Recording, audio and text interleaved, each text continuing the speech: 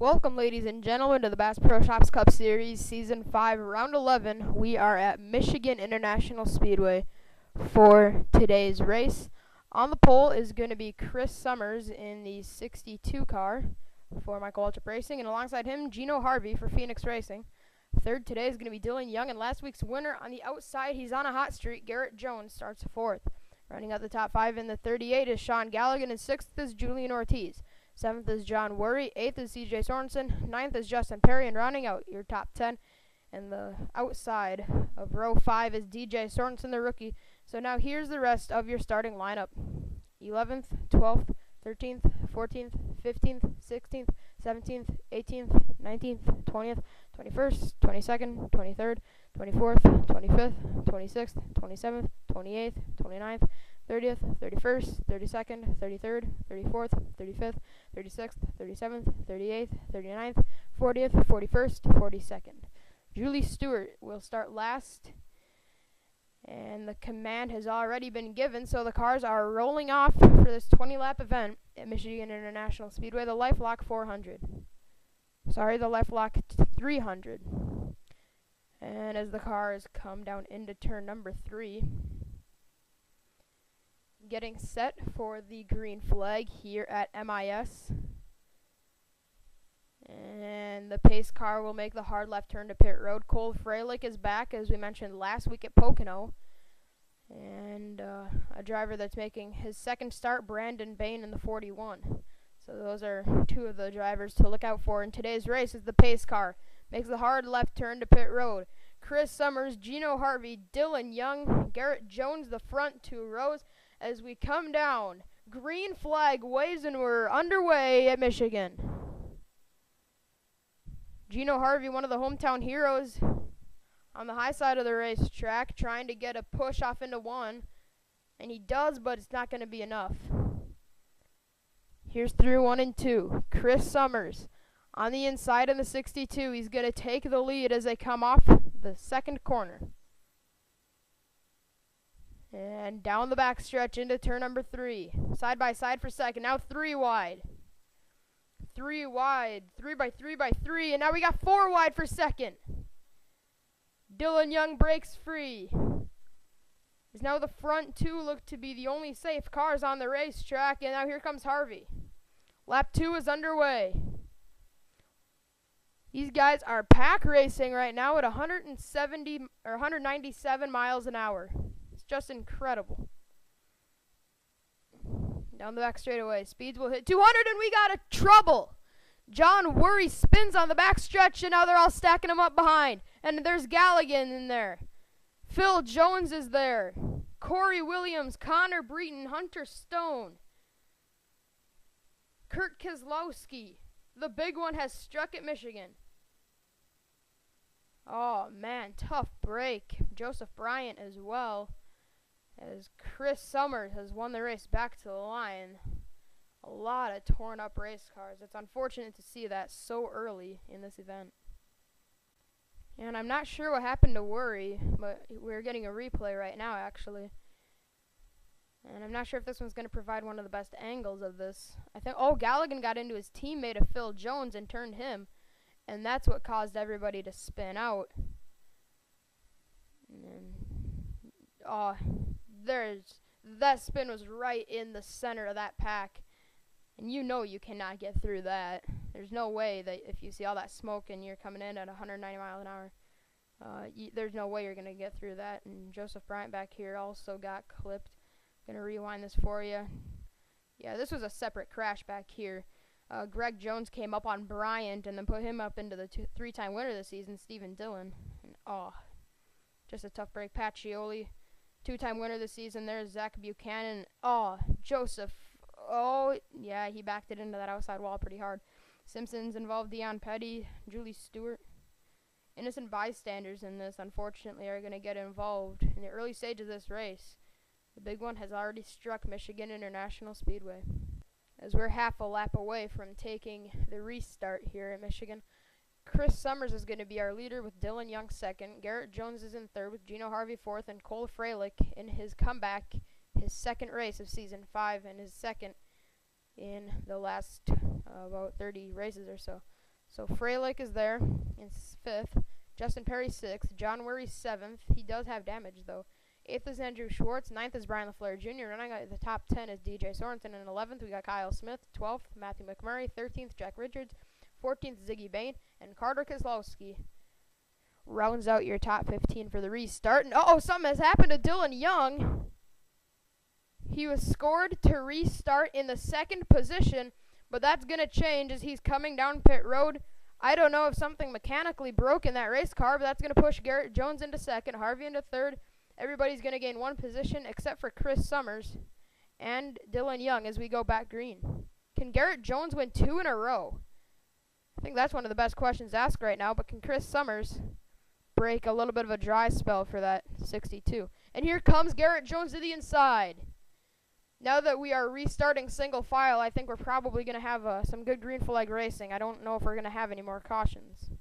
So you pretty much got to get going on this restart. And here comes Freilich.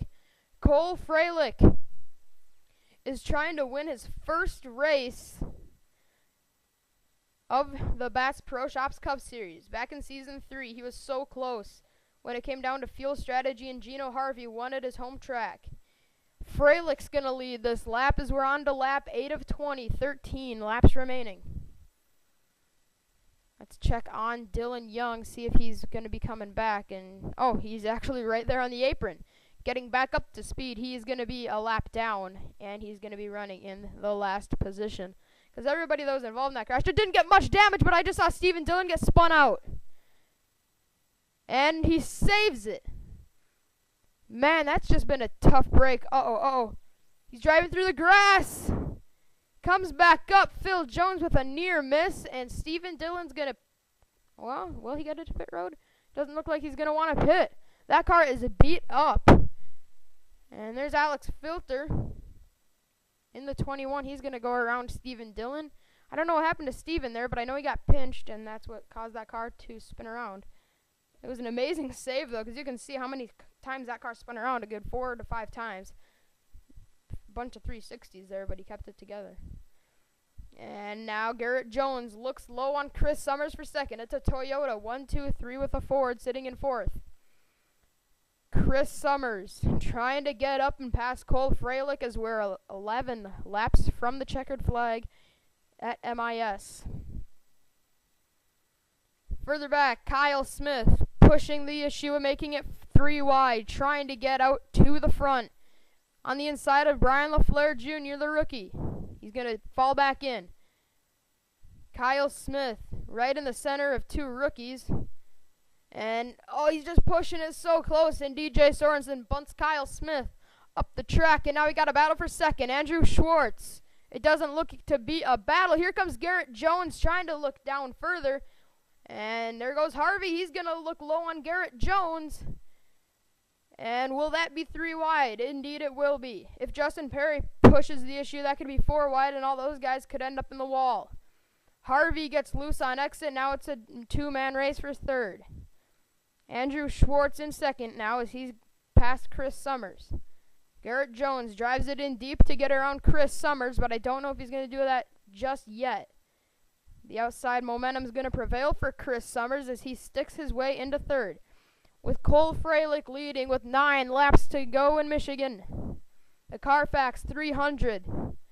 Can Freilich win in his 2nd start in about a season and a half? Freilich runs 1 and 2 nice and smooth. Right now, your top 5 looks like this. Cole Freilich is in the lead with Andrew Schwartz in 2nd. Chris Summers 3rd. Garrett Jones 4th. In 5th place is Gino Harvey, but he's got pressure from Brian LaFleur Jr. And now Garrett Jones looks to be fighting Chris Summers. If he can jump inside on this front straightaway, I wouldn't doubt it that in turn 1 he'd be able to take that 3rd spot away. And there he goes. I wouldn't doubt that. That's a very good move for that 11 car, especially since he made it early. If he made that in the center of the corner, the momentum would probably be a little bit more for Chris. Well, actually, Garrett would just kind of lose speed is what I'm trying to say there. Now Harvey looks low, and Chris Summers tries to get inside Schwartz, and it's going to be close, and I think he's going to be able to peek the nose in there. But he's going to have the same issue as Garrett Jones. That outside line prevails with the momentum. Never mind, Chris Summers has a strong car as he hangs in there on the inside. 7 laps of racing to go. Freilich is out front. A battle for second. Now make that a 3-wide battle for second. Garrett Jones peeks his nose into the picture. I think he's going to at least get around Andrew Schwartz. Never mind. Garrett gets loose in the center of the corner. And Schwartz, that outside momentum prevails like it always has. Now it's a battle for fourth. Gino Harvey right on the rear bumper of Garrett Jones. And now he jumps to the inside of him. Will the outside momentum help out Garrett Jones, or will he let Harvey go? He's not going to let him go, but it looks like he's going to have to if he's going to salvage a decent finish in this race. He keeps battling with Gino. He might end up in the wall before too long because he's running it pretty high on the racetrack. He's about in the middle groove through the corner. And now here comes Andrew Schwartz. He's closed in on the rear bumper of Cole Freilich. He has lost ever so slightly on this lap, though. I think that's more than a little bit over a tenth. 11th or 11/100ths of a second was the margin last time around. Freilich trying to make it 2 in a row for Toyota as he comes across. 5 laps to go. Schwartz is there. Freilich is just so hungry for a win. You know he won't give it up easy, but here comes Schwartz.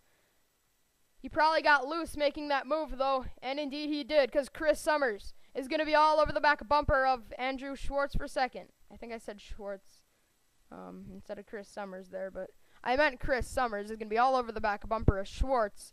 And indeed, Schwartz slides up. Summers pushes his way into second. No, Schwartz on the outside is going to prevail. Here comes Garrett Jones all the way to the bottom of the track. Will Harvey make it 4 wide, or will he help out Garrett Jones? Oh, it looks like it's going to be 3 wide for fourth. Sorry, that's for third.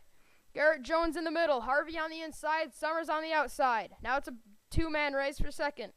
Or third. And now we're running up on Steven Dillon. No, that's Alex Filter.